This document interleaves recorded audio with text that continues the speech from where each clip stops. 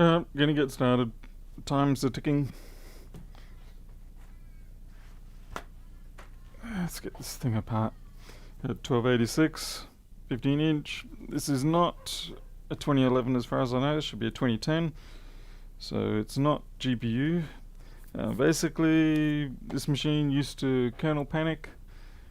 Had the capacitor replaced, but now supposedly it is dead. Actually, let's bring up the... Come on, give me that.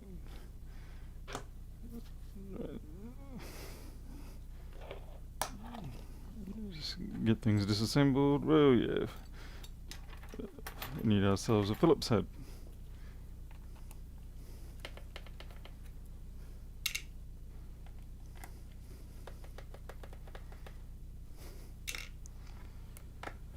Be interesting to see also how the capacitor looks. So I'm guessing this is a 2850 board. I guess we'll see. Morning everyone. Kevin, Nico, Brian, Greg, Mage, Travis, Alexi, and Margarita. Yeah, good spirits, that's debatable. Another rough night. Damn stray cats jumping in. So I got myself a busy weekend putting up all sorts of pipe along the outer fence. Hopefully it helps. Okay, an upgrade. 8 gigs of RAM, solid state. And yeah, it's a 2850 board. Okay, so let's see what happens. Hey Joseph. Guess I better put some privacy filter on.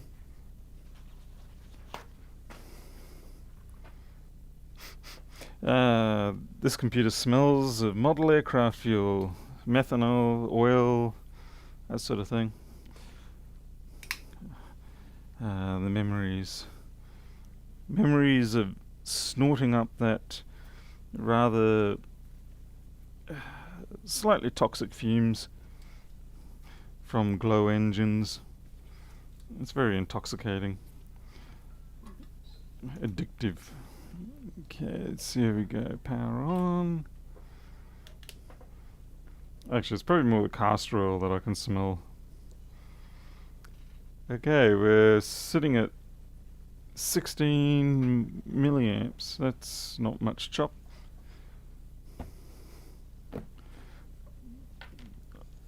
I'll just get my genuine one as well, just to be sure. Sometimes the I've got green light.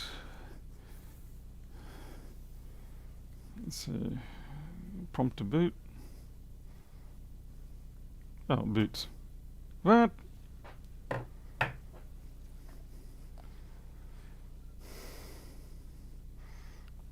We've got fan spin.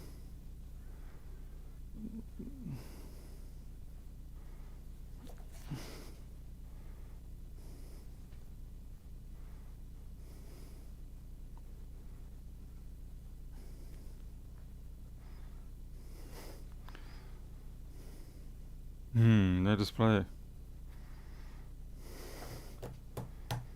Looks like we're charging though. We are running off battery.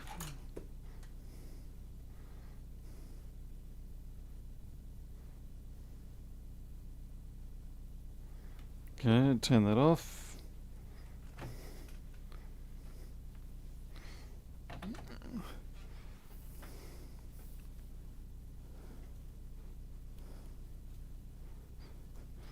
Let's plug in our blinky chipmunk. Oops, random stuff just falling from the sky.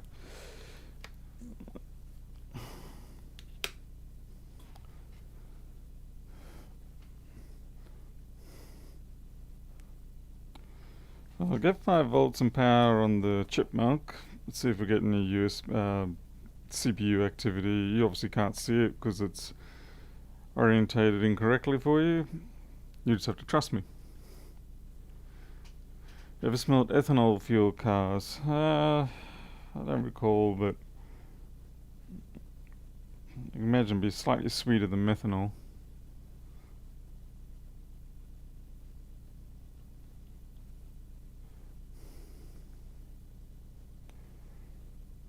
Yep.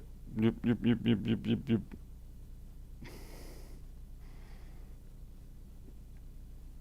Yeah, we don't have a blink from the CPU.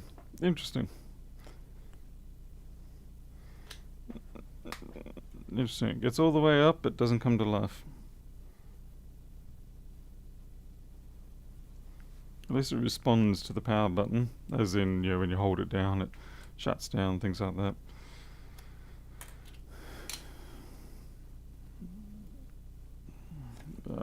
One of these ones.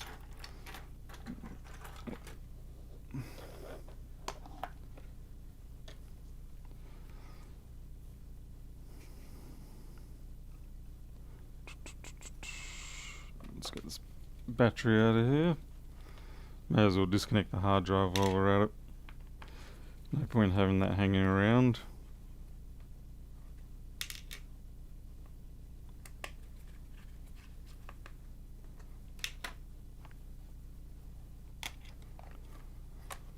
This is a replacement battery. It's like half the weight of an original.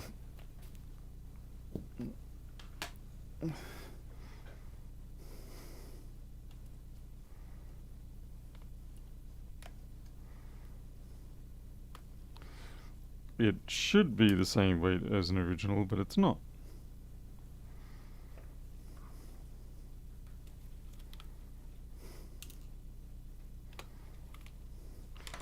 I get a surprising number of those. I turn up and they're definitely not the right, yeah.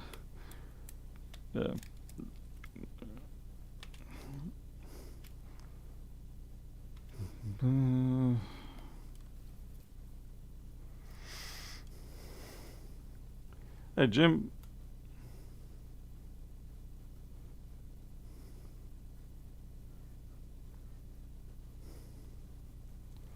Yeah, we got Corsair RAM, we got Kingston hard drive, or solid state rather. Okay, I need a T6 to get these out. T5, T4, Phillips. Oh, come on. Where's my T6? Damn it, Wera. I wish you guys would mark these things better. Being on the side is not a good place to mark them because no one looks at the side of the driver until they absolutely have to. TX4, TX5. Which means TX6 is naturally underground. Yep.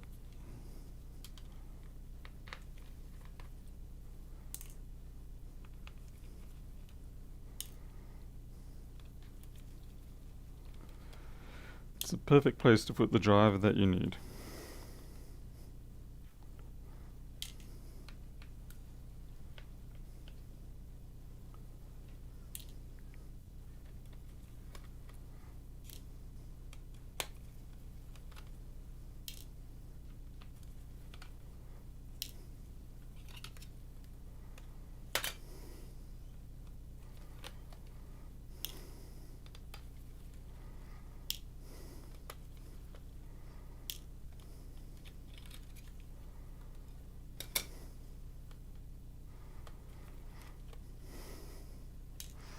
It could also be that the replacement C8560 or whatever it is, it could be that the replacement capacitor in itself might be at fault again, particularly if it is a tantalum.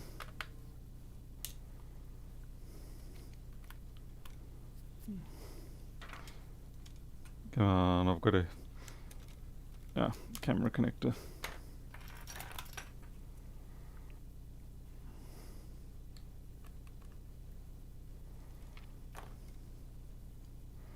What else am I missing here?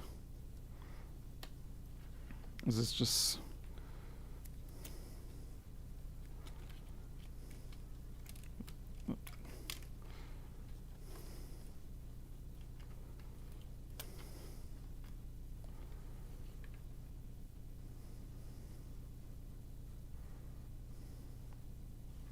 Okay, so this is a donor board or a replacement board, something.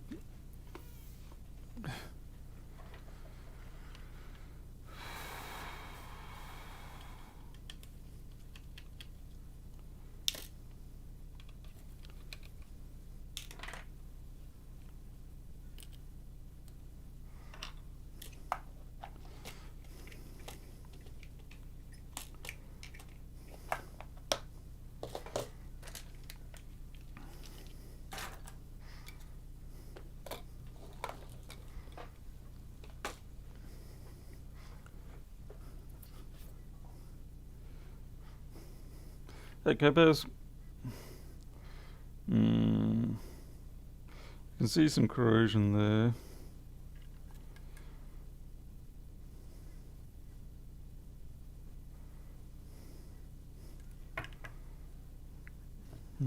Okay, I can see where the cap is. I shouldn't be seeing corrosion there unless the flux started causing that. Okay, so there's our cap. Looks like it is one from Rossmann. I'm definitely inclined to replace that. You can see it's not sitting down perfectly flat. You can just sort of, well, I can see that it's protruded up a bit. There. See, the problem there is that capacitor relies a lot on a low resistance connection. That's why we have to have low ESR caps and things like that. And when it's off the board a bit like that, it creates a slightly higher resistance, and that can in turn create less than ideal behavior. So we'll swap that out. We'll actually put a ceramic in there, one of the 330 microfarad ceramics that I use. And we'll also have a look around. It's got the usual level of atmospheric corrosion going on here.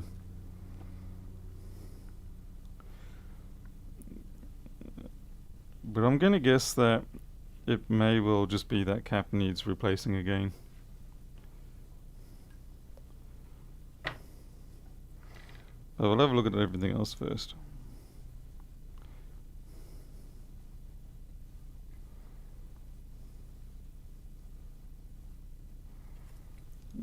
Fan thing's been knocked off the side. Probably didn't quite sit down properly when it was reassembled and got squished. There's a moth hanging out in the battery connector bay.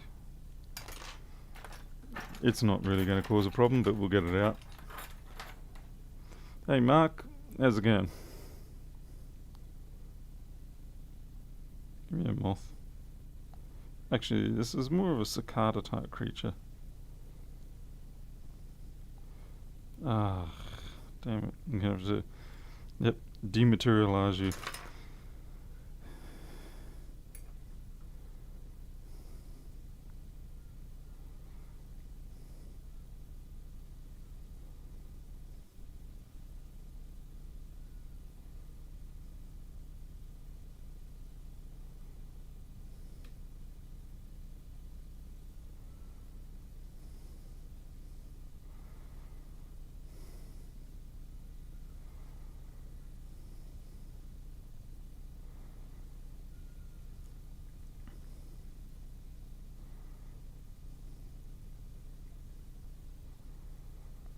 Let's try the cap. I don't know if we've got anything to lose.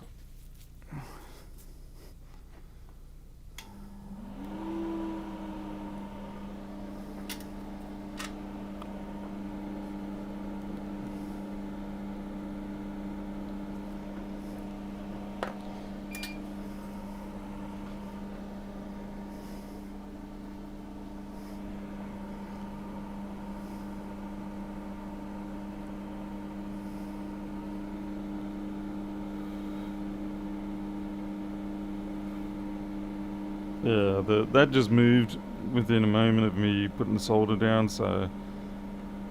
And it just came clean off. I didn't even have to desolder that side. Okay. So my guess is it's probably going to be this. It's just a case of the original connection was just holding on, but it finally gave up. Okay, let's get my replacement caps, the ones that do a better job.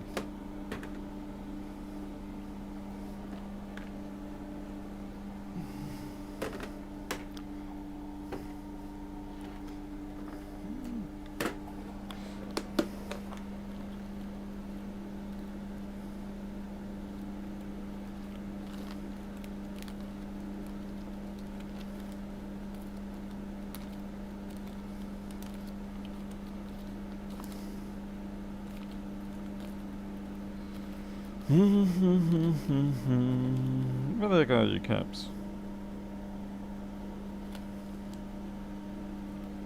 Crikey. Yeah. I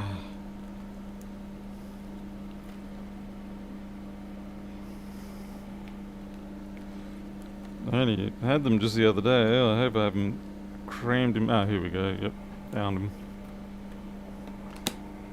And they were on top of the stack.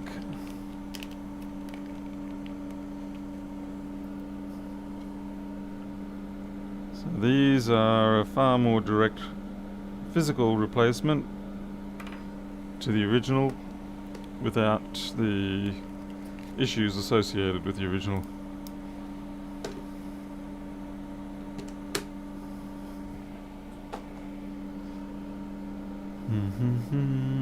And we should be able to just manually solder that in.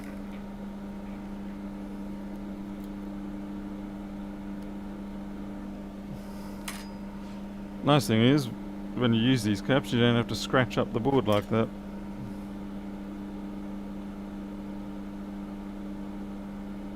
Come on.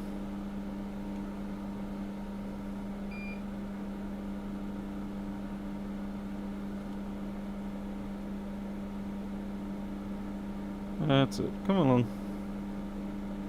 Go. Hey, Sicky.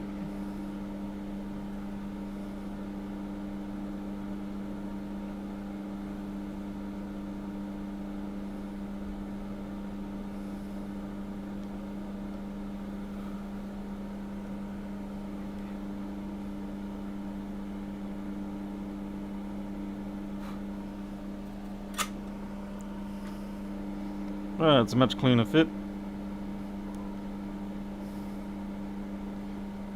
Let's see if this thing boots.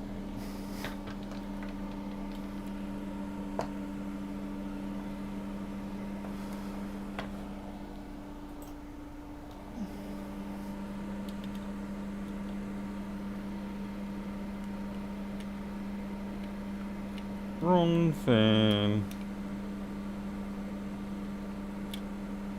Good.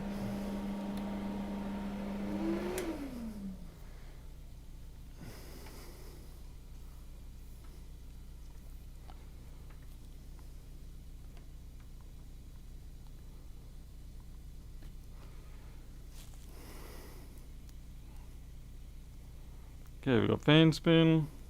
We had that before, obviously. We want the green light to be blinking.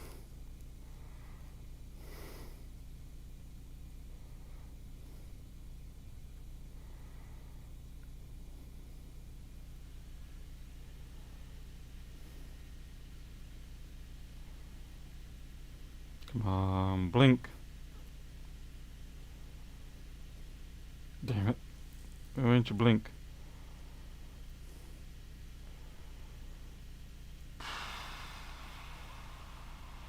Wow, that's no fun at all.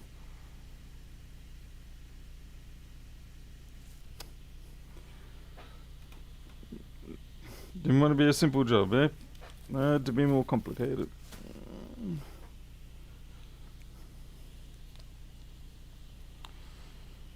Okay, let's see what have we got. Right, seems like we got CPU. Right.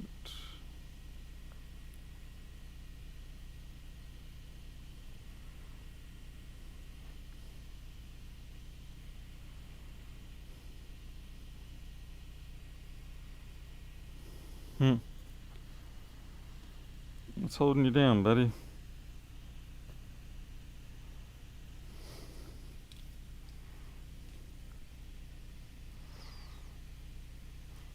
Yeah, high fan speed, fun and games.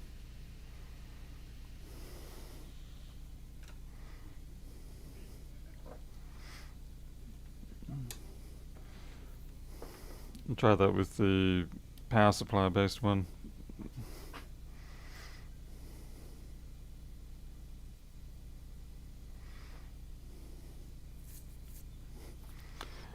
It wants more than what the power supply is willing to give. I mean, yeah, it's not going to start up because it knows that this is only a 65 watt cable and it really wants the 85 watt. That's going to be a pain in my posterior in terms of diagnosis.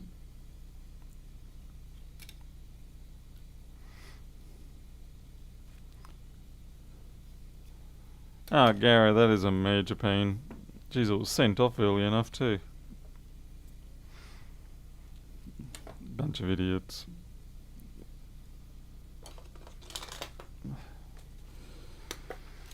Yeah, you can always trust them not to deliver. What have I got? Whoops. Like I was expecting about 2 or 3 packages today and I only got 1. So I was like, yep, thank you very much. Jen, still a bit worn down. I've got my work ahead of me for today and the weekend. Waiting for the delivery of around about 60 meters of polypipe, not polypipe, PVC piping. That came off a little easy.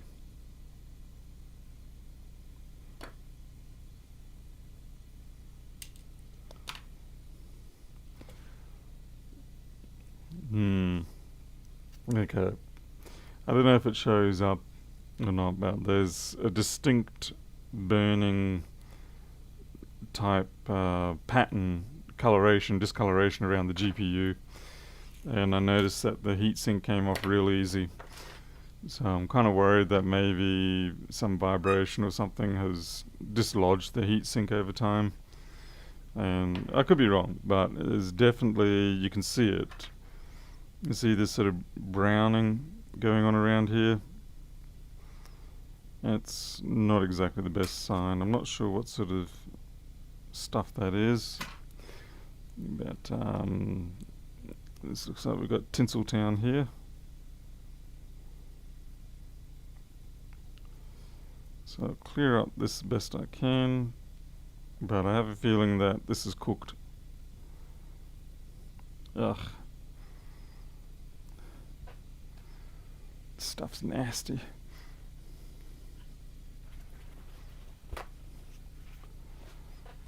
Could be the Arctic silver stuff, eh? A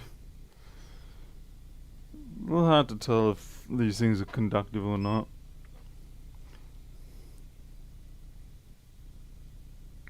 Doesn't seem to be any conductivity going on there. So I think we're okay.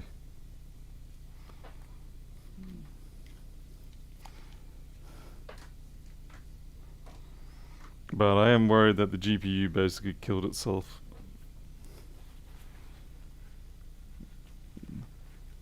It's really hard to get this stuff off too. It just likes to smear rather than get collected.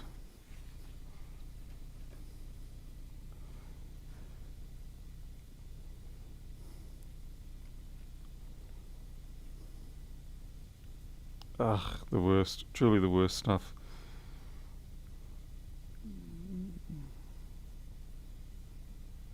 It just gets worse.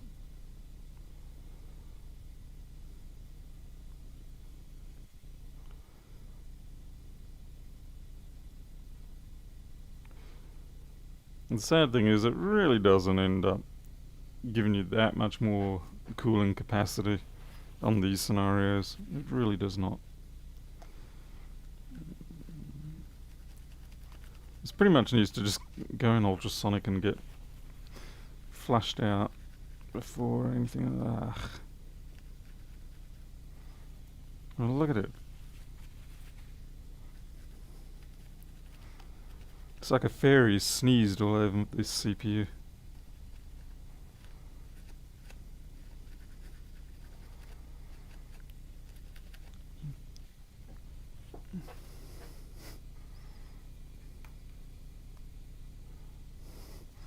I don't think it's conductive one, so I think we might be okay.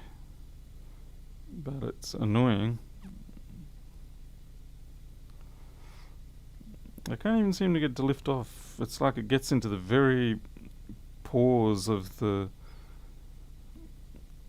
substrate there.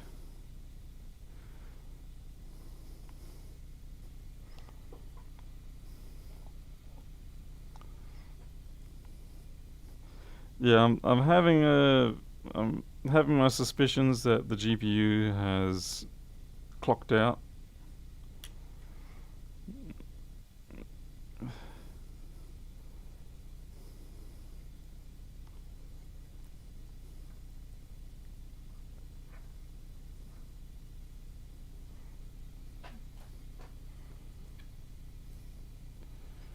Ah, Jan, well, if you had 1,000,000, you could buy about 8 of them for what I'm doing.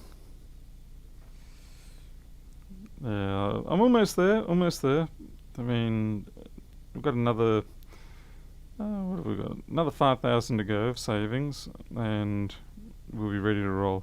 We already do have the money for the deposit, but I don't want to leave myself exposed to the reality of life and get caught with my pants down or my bank balance depleted, which is pretty much the same thing in my opinion.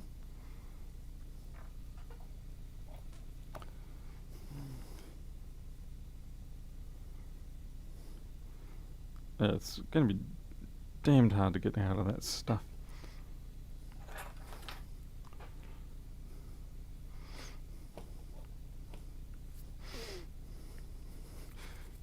Margaret, you got a bad taste in your mouth from this situation here?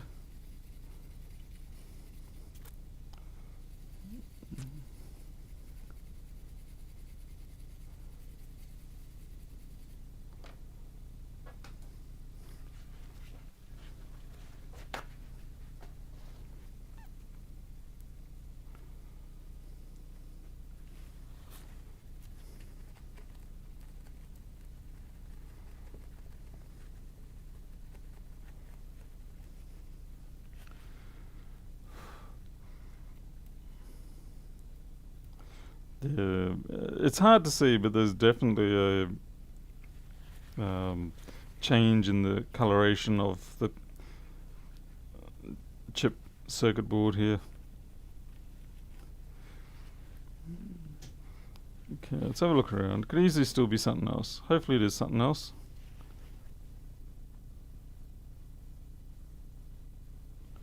Because it'd be nice to just get this fixed and back. Because I mean, we've got spots of corrosion down here that have eaten off the ends of caps and things like that.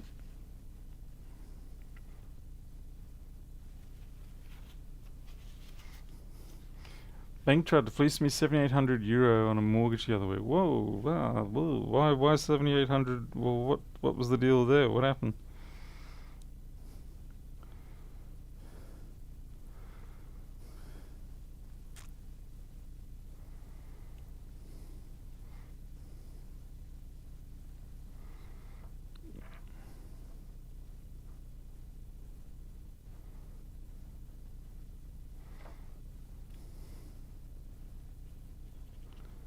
Hopefully our clock's running okay.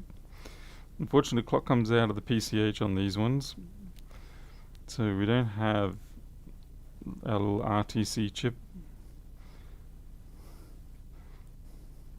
Instead, we have PCH, hope and pray.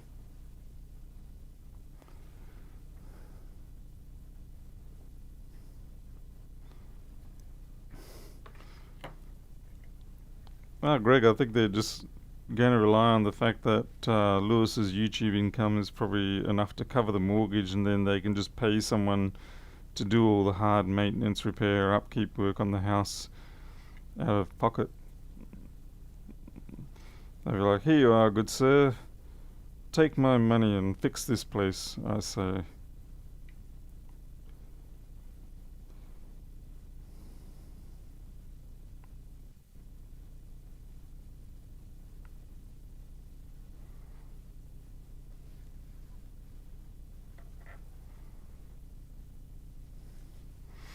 That'd be the nice way to do it sometimes.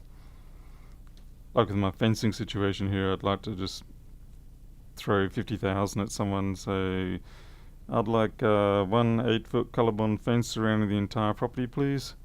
And can I have that installed yesterday?" That'd be great. Thank you very much. When you got money, you can do a lot of things that you couldn't without. It may not be everything, but it sure makes things a lot nicer. Okay, so we've got a bit of corrosion there. Again, nothing too severe. Certainly not anything that should stop the CPU coming to life.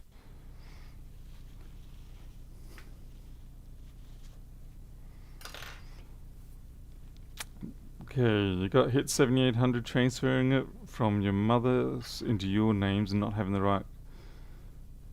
right to cost less up a little. What?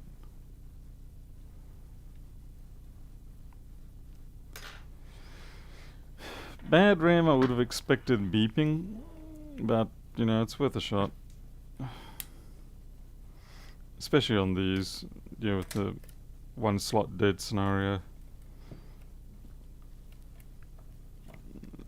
Let's put the heatsink back on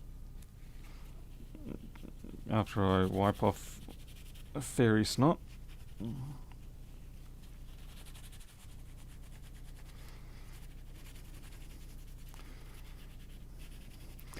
But certainly that cap needed to be reseated anyway. I've just noticed I've got an imprint here of the AMD chip, and that's not a good thing. Copaz, thank you. Yeah, I shouldn't normally be seeing that sort of thing on the back of a chip, back of the heatsink.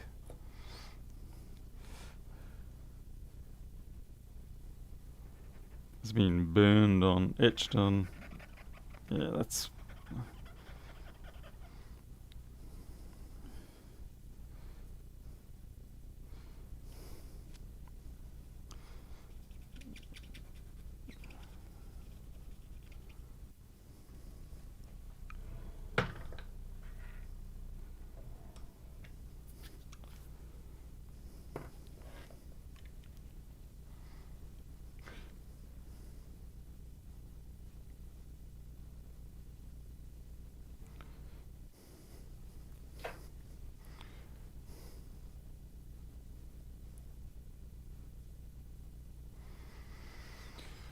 When you do the little squishy swirls like that, it spreads the paste out so that you get a nice thin, super thin layer that does a far better job of conducting heat.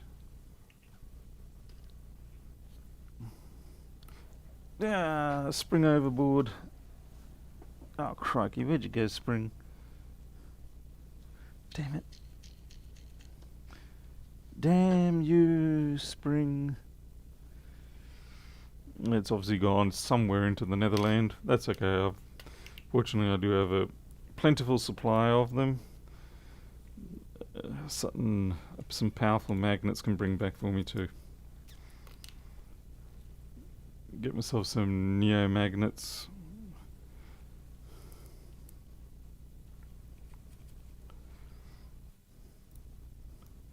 Cat will find it. Cat's not allowed in here, but yes, they would find it otherwise.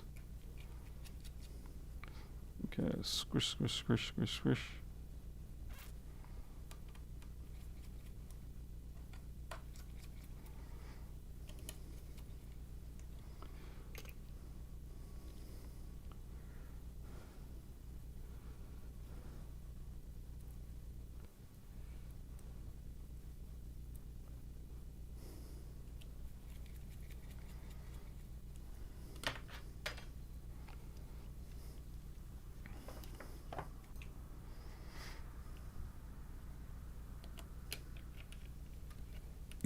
plugged it into the wrong hole.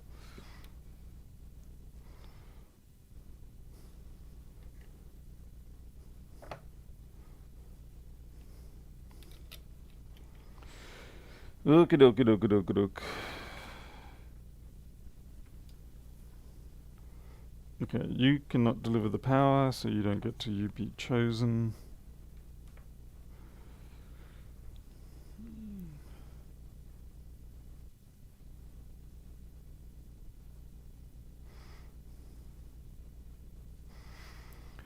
The time, yeah. Are they supposed to self-start? Pardon me, I can't remember if this is a Core 2 Duo or not. What is this chip? Let's see, let's have a look at the original cracker. Core i7, definitely not right. Okay, now that'll self-start. Okay, we got any green blinking yet? Hey Buzz.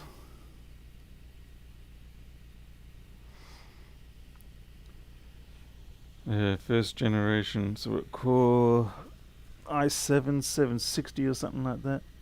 Oh, that is going flat out, that fan. It is not a happy chap. Okay, what sensor failure have we got? Sad thing is we can't even run anything to try and find out. So really, damn it. Means we're gonna have to open up the board view and schematic.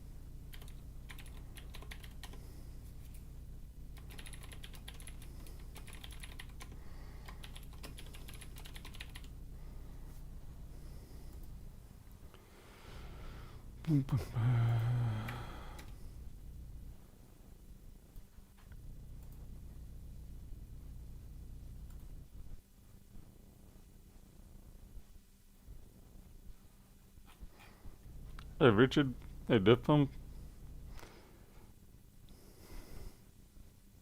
Sorry, I'm just going through trying to decide what I'm gonna do. Let's see if SMC, check our rails, see if SMC resets alive or dead or whatever.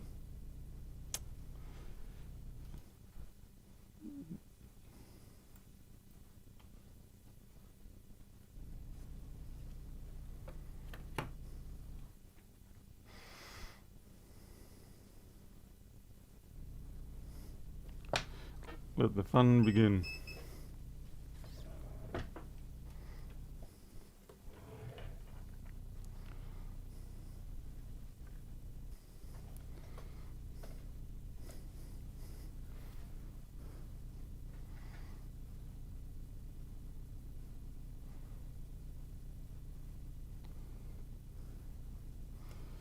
Oop, I don't know sign language either. Not that I can sign that because I don't know it. Just because I'm partially good at hearing doesn't mean I know any sign language. I know a few international symbols, like we all do.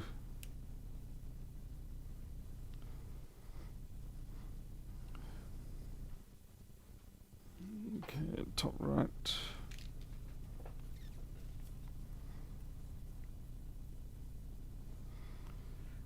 Okay, SMC reset's good.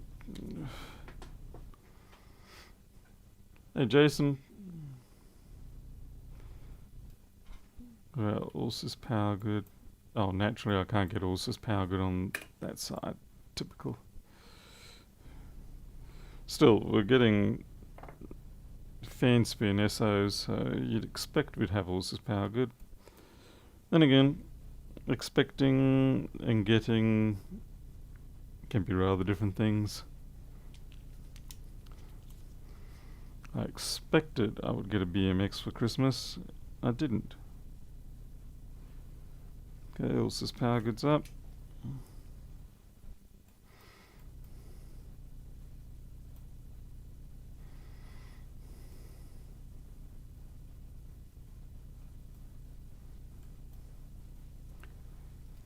Let's see if we've got V-Core. Pretty sure we should have V-Core, but because I'm fairly sure I tested those, but we'll have another check.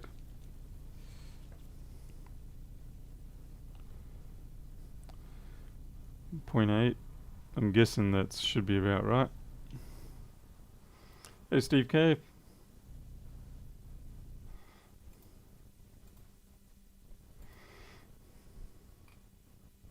1.25.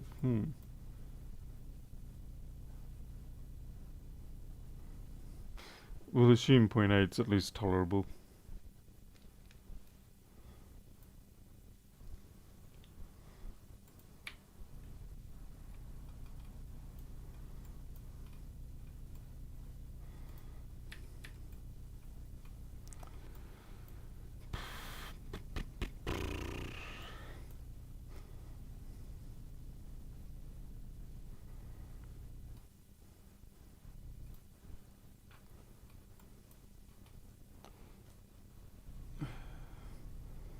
See, we're certainly getting plenty of heat out of the system, so yeah, I'm kind of confused as to what's going on. So I've got everything except life. 3.3. That there system resetter.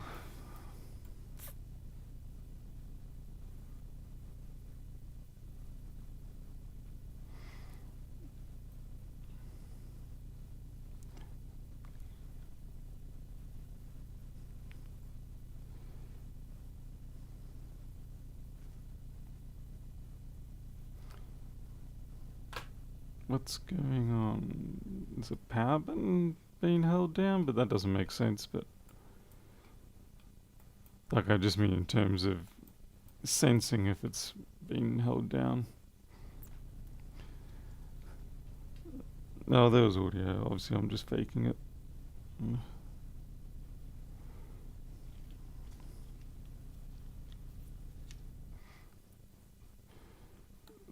Let's see, second.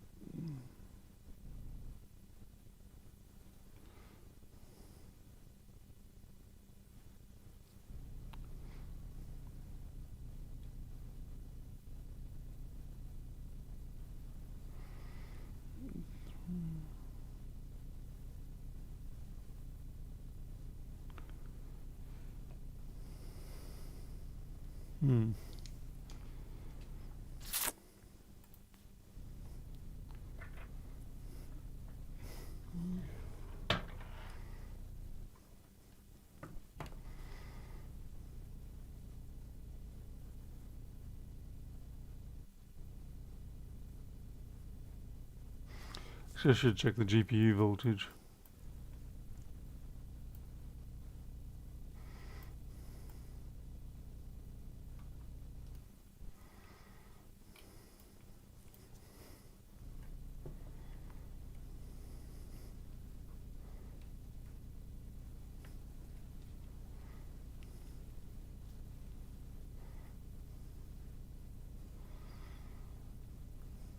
It's giving the volts to the GPU, so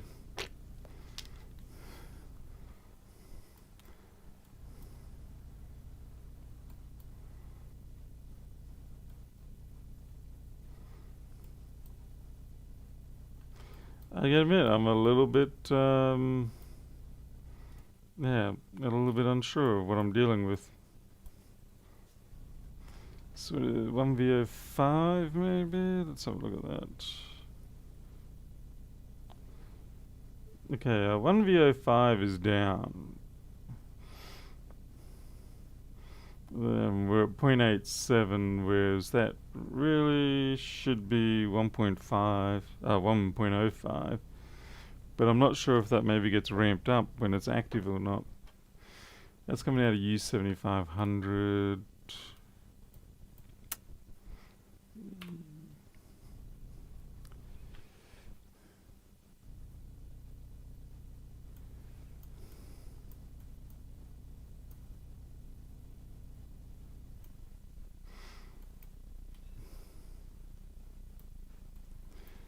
So like out of this, we're getting 8.5 rather than just over 1 volt.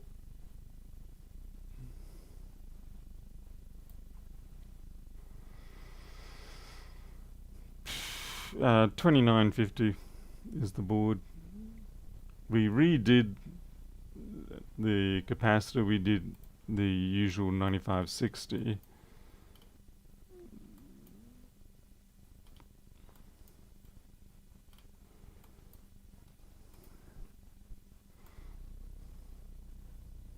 Actually, I should check the resistance on the C9560 and see what that's reading.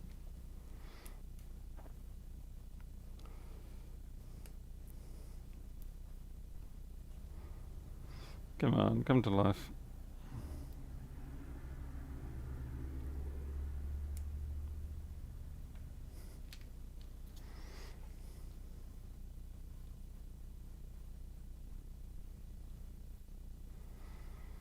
.3.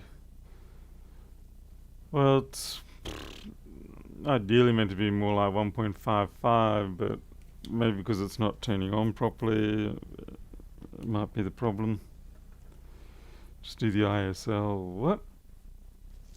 Done a few, just do the ISL.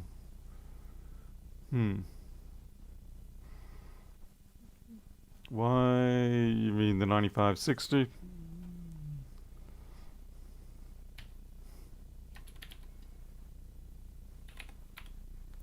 Not what?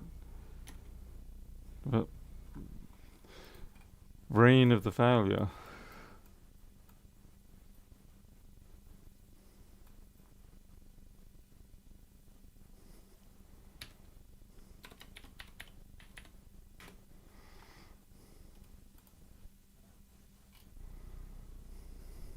$65. I don't know why I said 95. Oh, because the cap. That's why brain.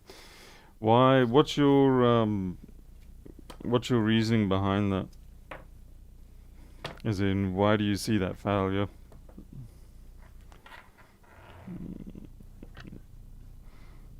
I mean, I've got no compelling reason to change it based on its appearances at this point. I mean, I'm not doubting your suggestion in the sense of, I don't know how to explain it. I'm just kind of curious as to what your methodology is behind coming up with that.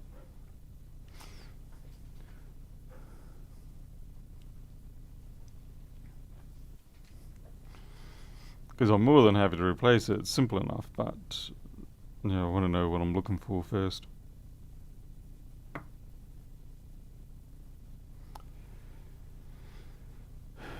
Hey, my barrack. Especially considering we are getting to an SO state. We are getting fan spin, 5 volts up and running. We're just not getting any CPU activity, which sort of makes me think, well, either we got PCH issues or we got GPU issues. Actually, I didn't even look to see if the PCH has fried its pants or not.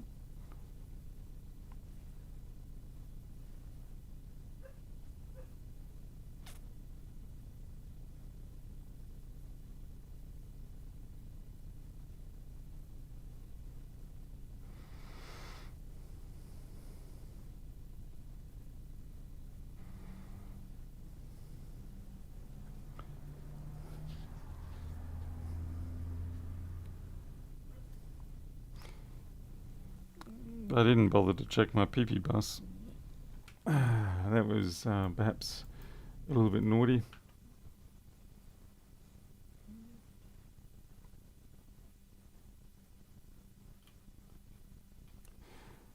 So better check our PP bus. On the use a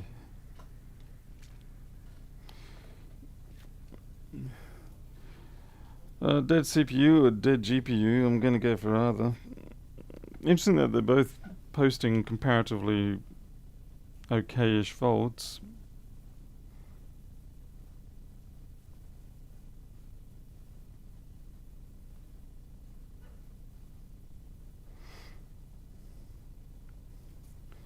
But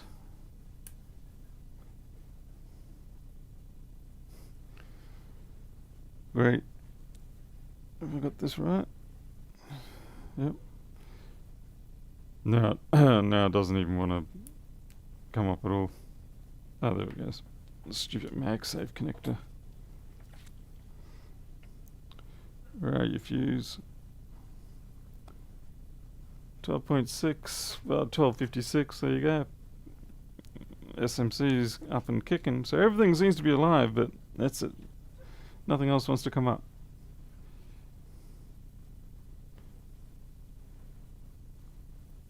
Yeah, we've plugged it in with... Wait, no, this is a 2850. There's no GPU bypass on this one. Or at least not normal anyway. Or are you suggesting I put it on the EFI chip anyway, and just to see if it even comes up? But I would have thought you'd still get some CPU activity regardless.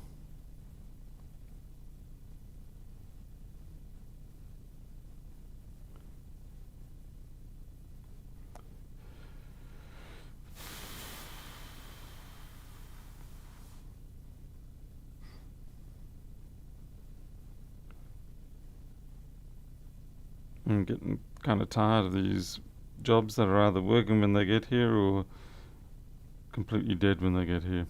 I mean, the bad way of dead. The cannot be revived kind of dead. No, I didn't say 2915. I said 2850. No, I've got to stop mumbling. If it was a 2915, then hell yeah. Yeah, I'd already have a GPU mod on it.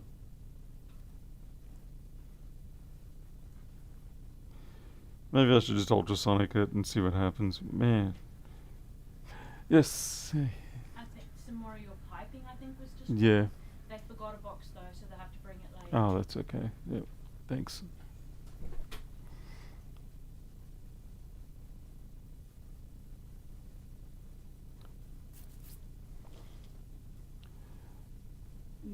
Yeah, clock's the concern. But like I said, that's handled by the PCH on these ones.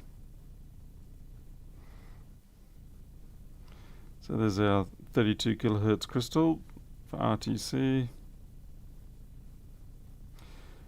Actually, let's see if we do get 32 kilohertz anywhere.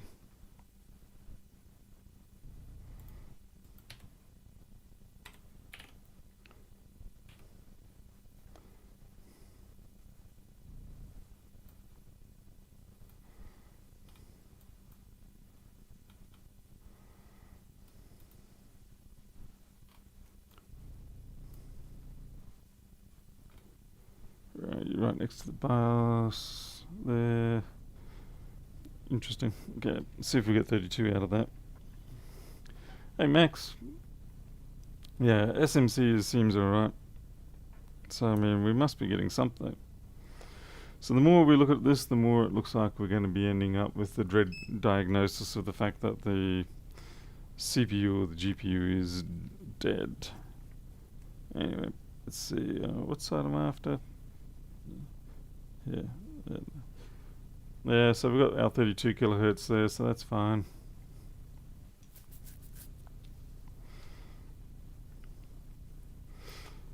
Yeah, 1256 for the PV bus.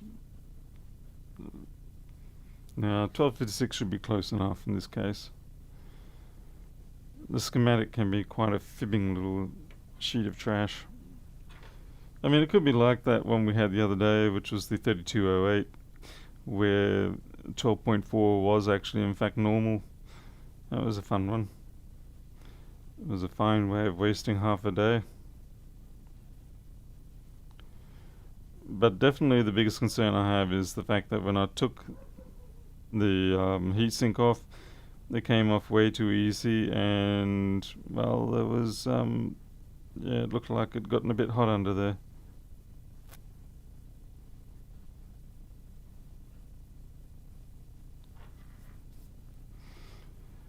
What is the chip with all the wires? What? Wires replacing the traces. What? I'm not sure.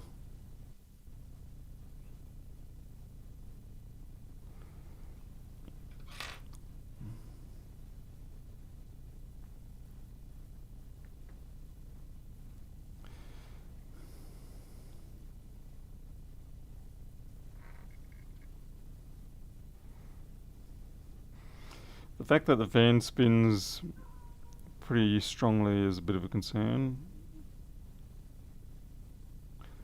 Charging seems to be okay. I'll check the ISL current sense pairs.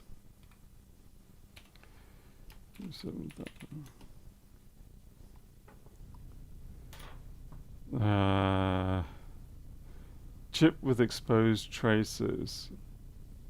I've already checked SMC reset and we're fine with that. Wait, chip with exposed traces. You're talking about down here?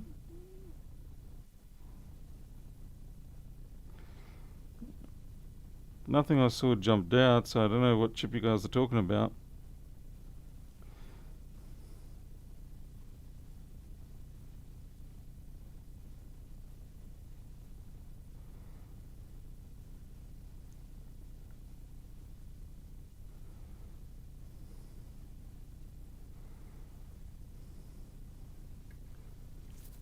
It was normal.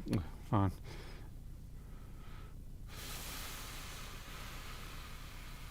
Johnny Fix? No, it doesn't even boot. No.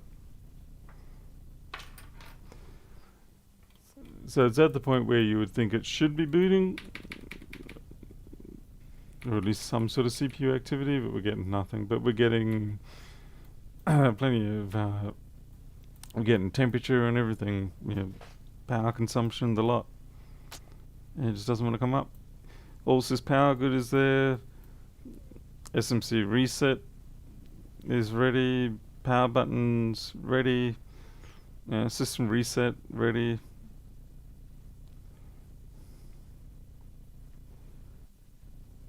Yeah, no joy, unfortunately, Gary. Pardon me.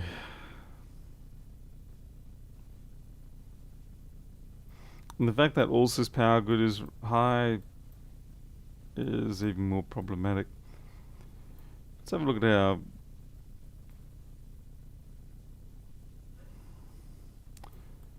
yeah.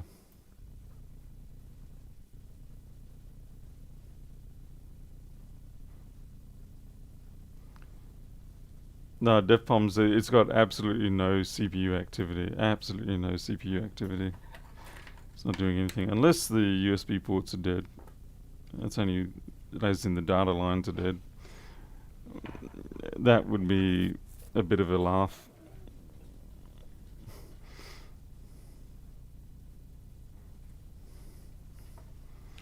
I should actually just do that. I'm going to plug this into my external screen, just in case something's wrong with this, the USB data side, and henceforth we're not getting anything up on the Chipmunk. You never know. Let's see, where's my remote? So we go for HDMI. You never know. Could have been one of those weird events.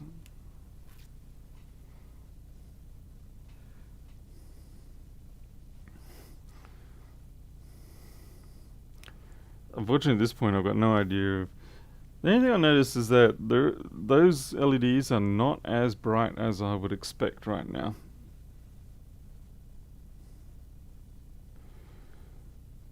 But that doesn't make a lot of sense.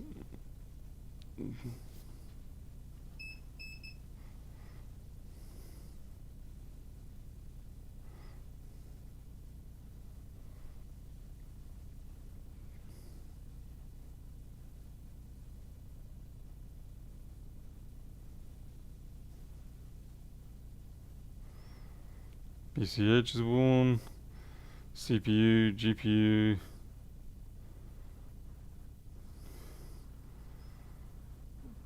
And RAM is cold.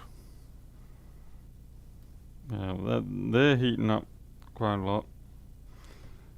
The RAM being cold, kind of, and the fact that the fans, when they are connected, spin like hell. So I don't think that's going to be a win.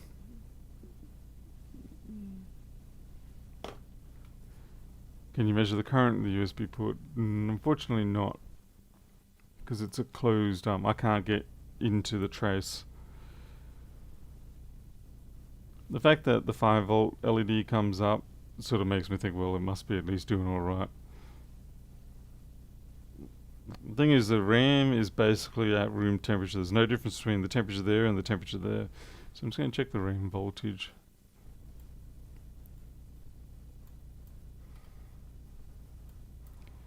I'm just going to DD-Reg power good on this one.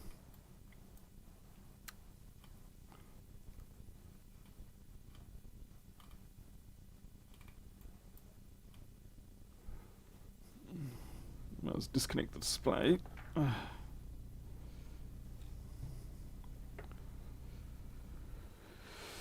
see, it's pin 13 of this chip up here.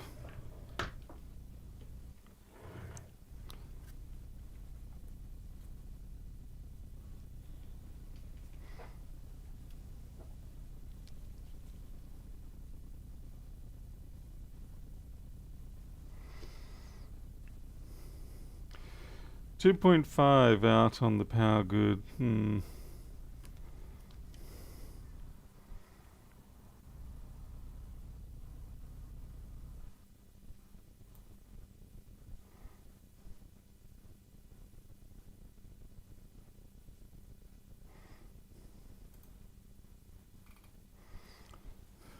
Let's check the voltage on the bottom one. So that cap's a little bit munged up. Okay, 1.5, it's... So that's right for that.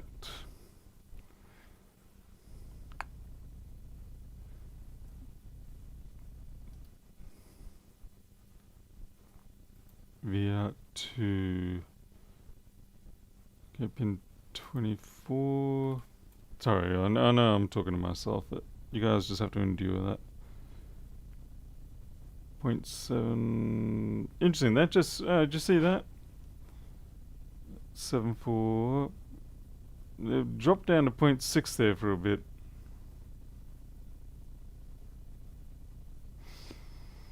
Maybe it was just a glitch, as in with my probes.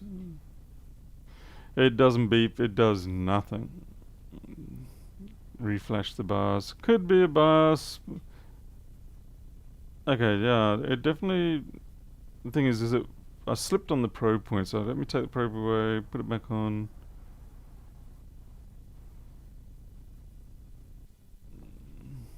I'm just going to be patient here and see if it does cycle it again. I really need to put some graphing function onto my multimeter software.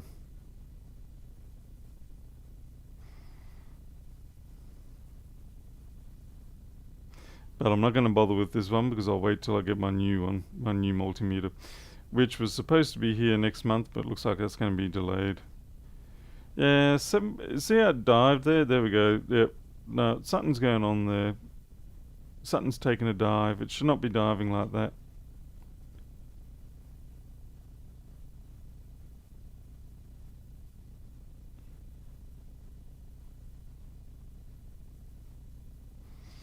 I'll have a look at the 1.5 and see if it does a dive as well. Man, it's getting warm here. Ah, it is actually getting really warm.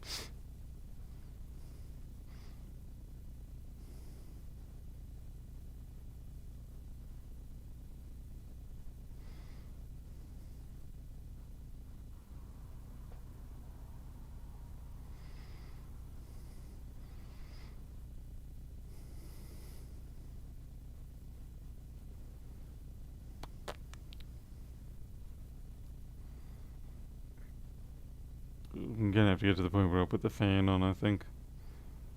And that's holding pretty damn steady. I'll put the fans back on. I'm sort of being a bit cruel to it right now.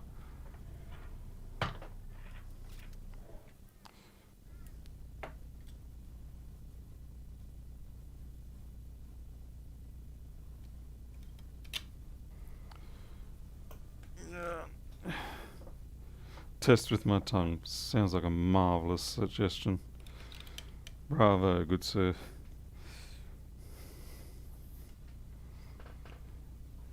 Sort of thing I expect from Pedro.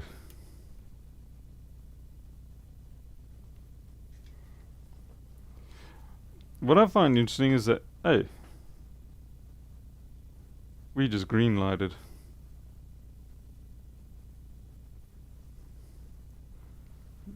That was interesting that it green lighted right at the start then.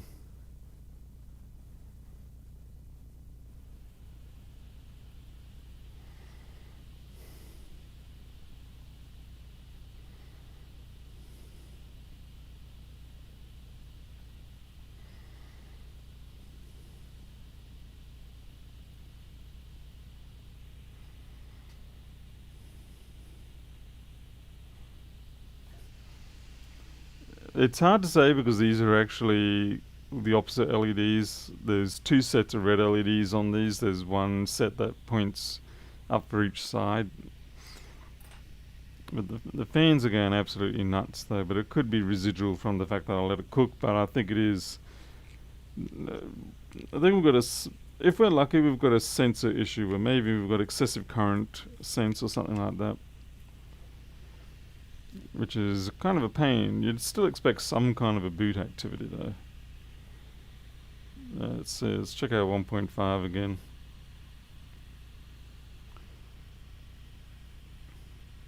Interesting, it's running a little lower than before.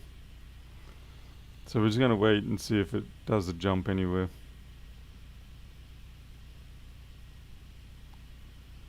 Don't they go fast due to sensor issue, no trackpad? I'm not sure if it happens on this one or not.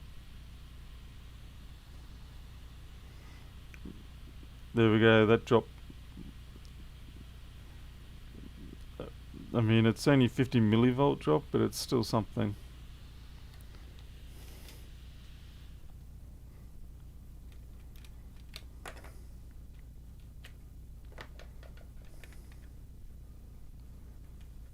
Bottom slot.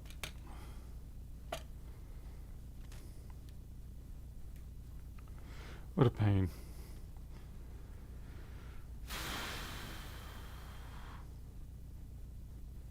Interesting, no green blink this time.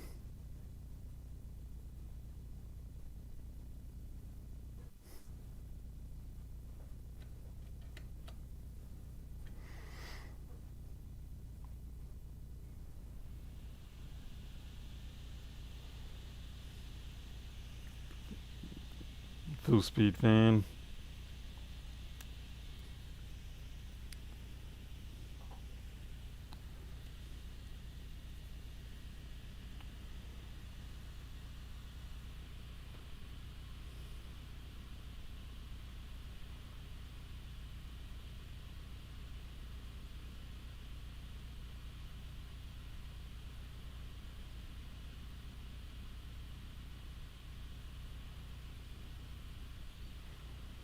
Not yet.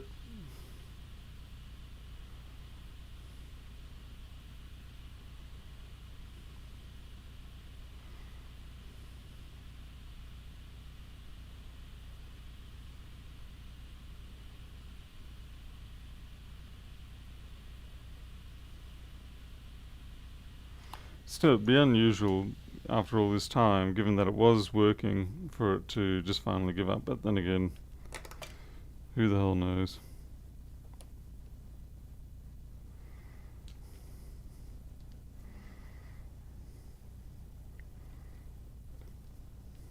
Right, without RAM, it's not even doing anything.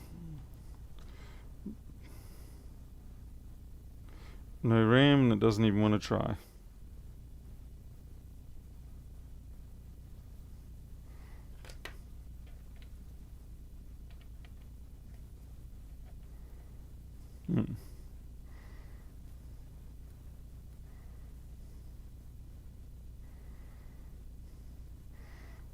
Interesting. There's pitting on both sides of...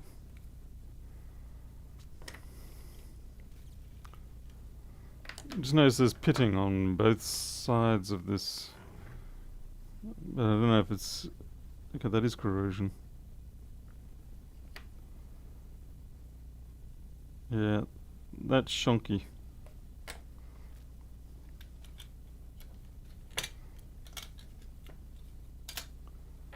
Let's have a look at the slots.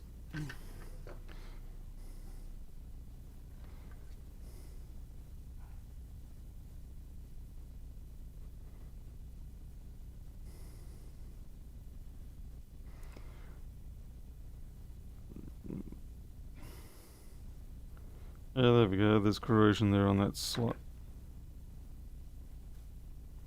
There it is. Yeah, it's hard for me to hold this in a way that you're going to be able to see it, but let me just give me a second and... Yep, helps if you hold it the right way up, Paul. Oh yeah. Oh no, I was right. I've got to do the deep view. But anyway, this might come good if I do an ultrasonic. Might. So I can hold it steady. But yeah, you can see that. No, you can't.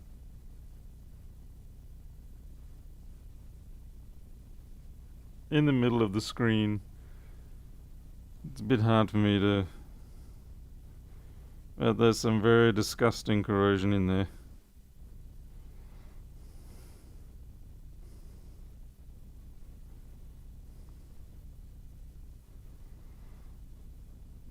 It's not the sort of thing you'll be able to really get out with... I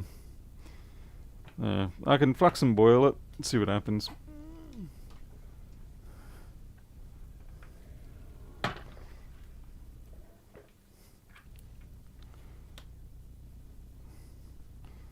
Yep, flux and boil, ultrasonic, cross our fingers. So let's try some injections. Take off that so that we can... That's pretty damn unfortunate.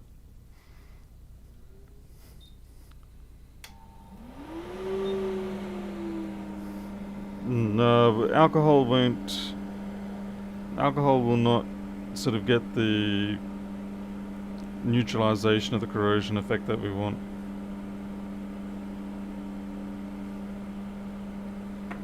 So I'm going at 420 here. This is not normal MacBook reflow sort of speed. It's something a little less.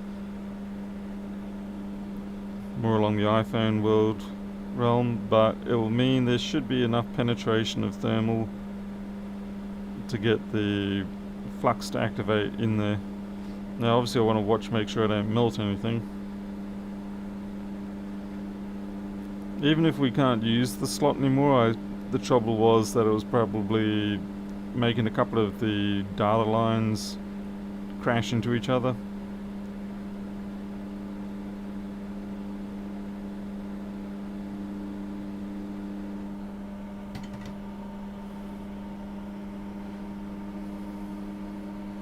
Water dental flosser. Actually, you know, Jason, I was thinking of getting one of those for myself, but now I've got a real reason to get one.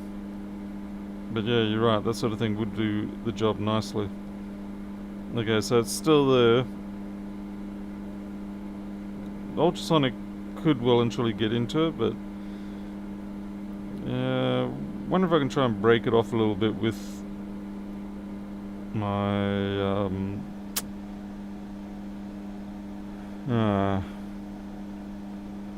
damn it, I don't have my insulin needle. But there was a second one as well, and I don't know where that is. Let's see if we had any change of behavior. So, let's see. This is the good RAM. So there is one slot that's okay. This is the bad RAM. That's got the corrosion on it.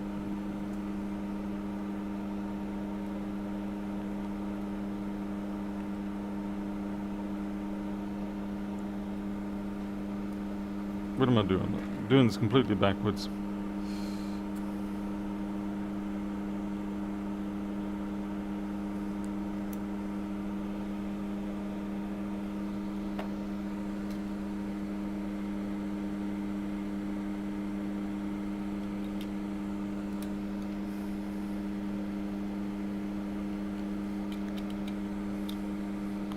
Honestly, it was like trying to find a green elf amongst the forest.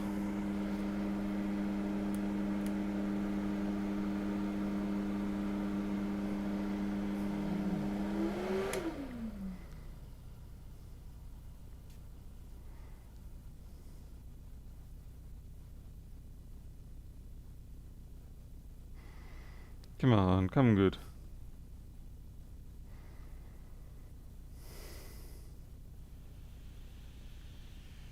Nope, they're ramping up again. Ah.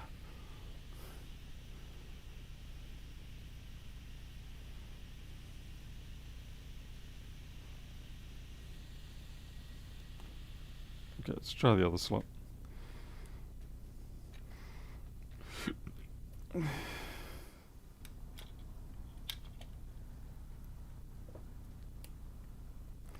It's a shame that it's basically impractical to try and replace the RAM slots. It really doesn't want to. No, there we go.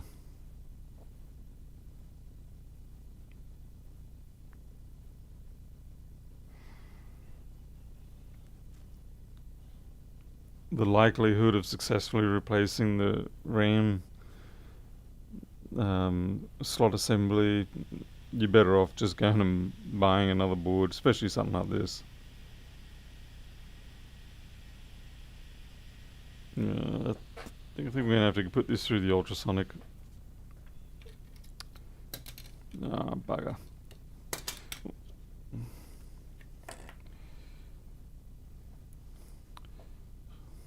Let's see. I'll try to see if the toothbrush can get down there, but I have my doubts. Just like jab it, jab it, jab it, jab it, stab it, stab it, stab it, stab it. Stab, stab, stab. Like a deranged bunny. Stab, stab, stab.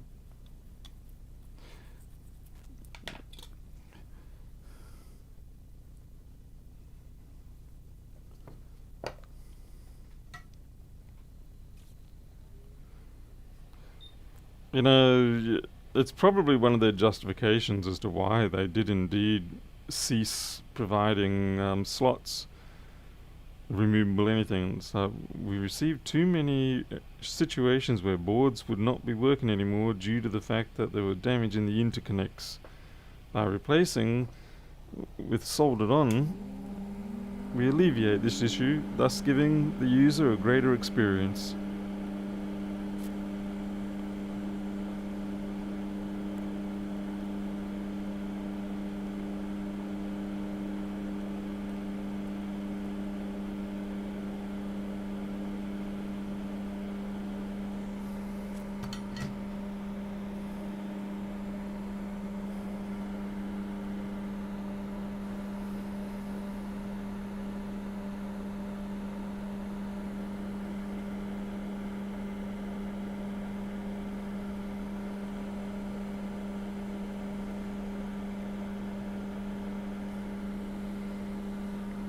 That said, I would have thought that the bottom slot would still be functioning.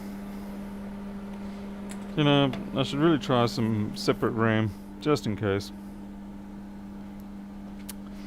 So where's my stash of DDR3?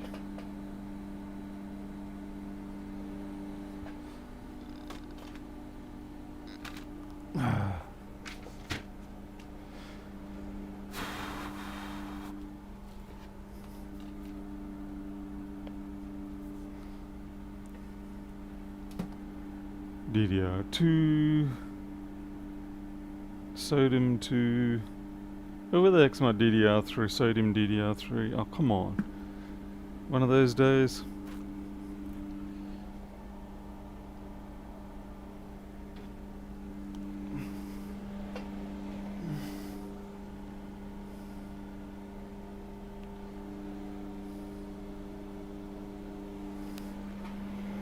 Looks like it's one of those days.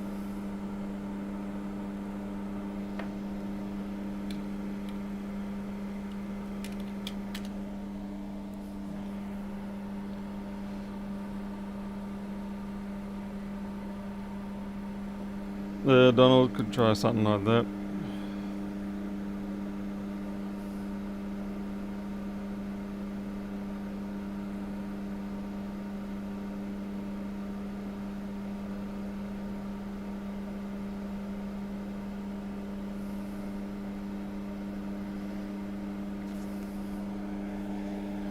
What bothers me is that the corrosion seems to be a fairly large lump, so goodness knows what else it's taken out, let alone the durability of any sort of solution I end up with.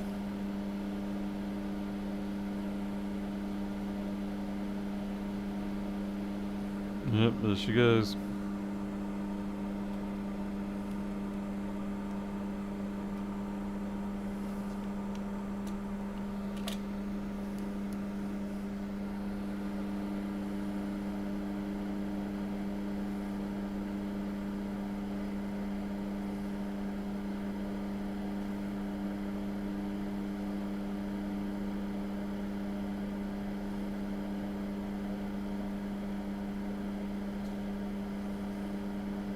I'm going to go down and get some replacement RAM.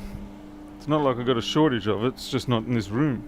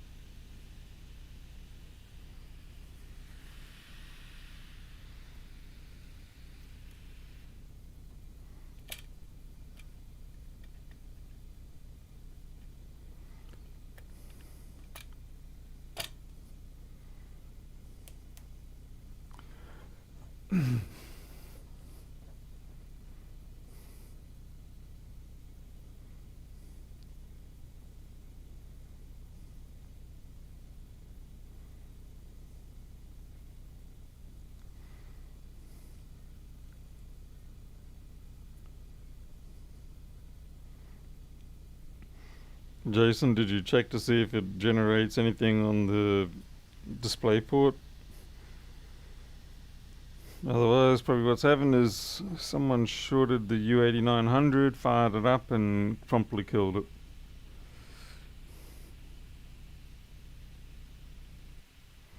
Yep. Well, at this point, pretty much all I can do is I'll put it in the ultrasonic.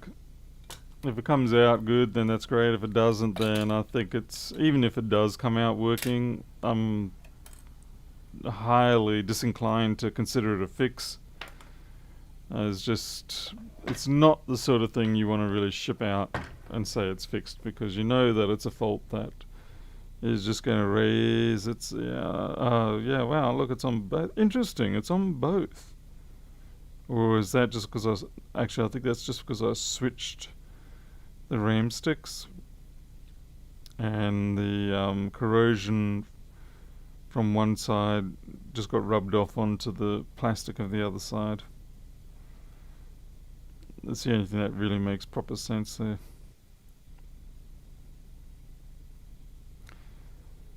So yeah, we'll ultrasonic it and then see how we go. But I'd say this is not really a good candidate for sensible repair.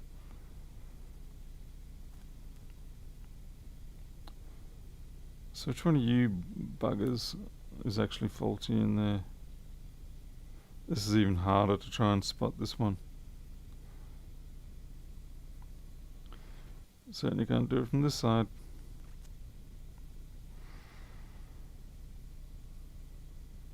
And there's why it's so difficult to replace these. I mean, look at that.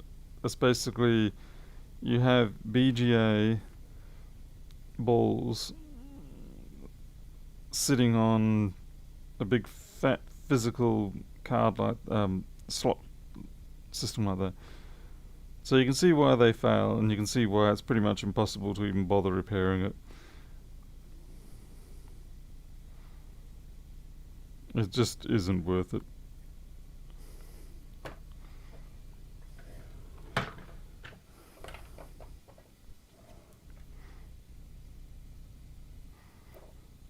We'll give it an injection in the eyeball.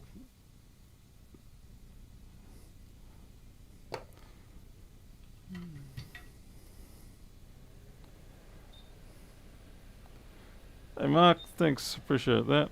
I'm definitely having a cup of coffee after this. Oh. Idiot. Honestly, I should just tie... This is a project for me. I should just tie the sensor for the hot air in with the fan system. So as soon as I pull the hot air out of the dock, it fires up the fan. I think that'd be a smart thing. Okay, Paz, I'll have to leave your coffee for a little bit later because I don't want to be like Fry on his 100th cup and become an orange blur.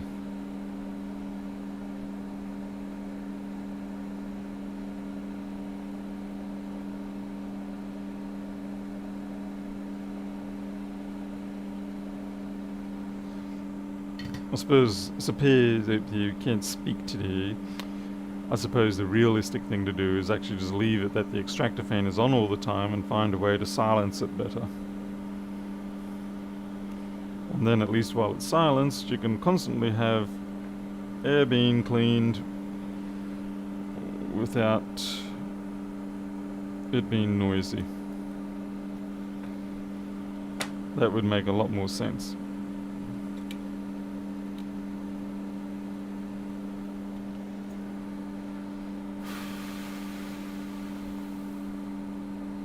Four cups of coffee in 2 hours? Holy yeah. I've done something similar in the past. When I was over in South Africa, I had to catch a 5 o'clock flight off to Namibia, which is country on the southwest side of Africa. It's an interesting place. But anyway, so I hate waking up early for these 5 o'clock flights. So I thought, well, I'm always a bit of a late night person, so I'll just stay up. So I went off to my favourite restaurant, had my dinner, and they were always open till like 5 in the morning anyway. And I think it was around about 1 o'clock in the morning. I thought, yeah, I've only got 4 hours to go. So I started doping up on espressos. And I must have had about 5 espressos or something like that, maybe 6, I can't remember. And I was okay, I was doing alright until I got to the airport. I checked in, and then all of a sudden I felt like I'd been run over by a truck. Sorry about that, Nell. It was dreadful. Everything in me was complaining. It was just wanting to throw up. I couldn't throw up. I had this headache I couldn't get rid of. It was all the worst things in the world for me at the time. And I had this 2.5 hour flight to catch, and I had to go to work within a couple of hours. And of course I couldn't sleep because I was too wired. I got bumped up into first class, but that was no help at all. But yeah, from then I've never done that sort of stupidity again. It was not pleasant. 2 liters of what? 2 liters of coffee a day. If you're having filtered, like drip filtered or something, that's probably not so bad. But if you're having espressos and stuff, then you'd be dead. Flights from Australia must belong to... Yeah, it's about an 18 to 20... It depends on which route you take, but doing the direct route, it's usually about a 20-hour flight from the east coast of Australia to Johannesburg. You do get the stopover at Perth, but it's more annoying than it's not. Flying to South Africa is actually a lot easier than coming back. When you come back, because you're going against the path of the sun, it really messes with your head. Anyway, I've done that a few times, and I really am happy not to have to be doing it anything more. I'm sounding muffled. It's probably because I'm just having a hard time talking.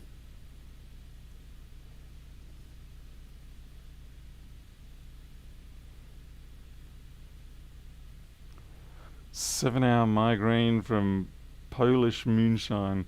Yeah, can't be nice. Alright, this thing is not playing ball. Okay, I'm going to finish this stream. I will go and ultrasonic this. I've got a few other boards I've got to ultrasonic. But I would say that given the amount of corrosion that is in there that we saw, because it was a fairly sizable blob, it's eaten through the tracks and it's messed up everything. So I would say this board is basically end of the road. And even if it does come good outside of the ultrasonic, I would be wary of considering it fixed. It's the sort of thing that's more likely just going to bait you and say, yes, I'm fixed. Send me off. Make the customer pay for me. I'm really good. Run all the tests you like. Run me for 4 or 5 days. I won't stop. Send me off to the customer. Make the customer pay for me. And then when your customer finally gets it, that's when the MacBook goes, ha ha ha, sucker, and breaks. And then of course you've already spent that money that you got for your job, and you got to refund it all because it really wasn't fixed. It's kind of like the early days of touch disease. People would send off iPhone 6 Pluses thinking they'd fixed them because they put a metal plate or something, or even reballed the chip, and it was not the case. Painful days. There's Mr. Rossman in here, is he? Well, he's not going to have much fun because I'm leaving. Because this is a waste of my time at this point. Like I said, we'll ultrasonic it. If it works, I'll tell the person, fine, whatever. You can play with it if you like, but I wouldn't trust it one bit. Alright, I'm out of here. You'll take care. Maybe I'll get another job this afternoon. Otherwise, I'm going to try and do some programming tonight. I keep trying, I keep saying, but, we'll see how we go. I've got to do the pipe installations on the fence for the kitty cats. So it's about 90 meters of piping I've got to install. Fortunately, it's not too difficult. But I'll tell you what, the biggest issue I've got right now is that Micro has lost his mousy toy. It's a little plush toy that we got him when he was a kitten. There's a picture of it, him almost as the toy almost as big as Micro, and he's had it all these years, and it's gone now. We don't know where it is, and he is not happy. He's sulking in his bed a lot, and being that it's 8 years old or so, we can't get a replacement for it. So I've looked high and low. I've found some things that are similar-ish, but it's not going to be the same. So all I can hope is that I go through the whole yard, clean up, maybe it's somewhere. But the fact that he hasn't found it means it's probably we've done something with it inadvertently, like we've covered it over with a blanket or something like that. Because normally he would find it, even if even if they forget for a moment, they usually sniff it out. But yeah, it's a problem because that's his mousey, and he always takes that with him wherever he goes. Like even when we go out the backyard, he'll run back into the house, grab the mousey toy, come running back out to the backyard to bring it out with him, so that they both can be outside enjoying the time that they spend with us. So it's a bit tragic. We've had that thing for a great many years, and I really hope we can find it. But I won't be lying if I tell you that it's giving us anxiety not knowing where the heck it is. That's going to be the fun thing to do for this weekend. All right, I'm out of here. You take care. I'll see you next time.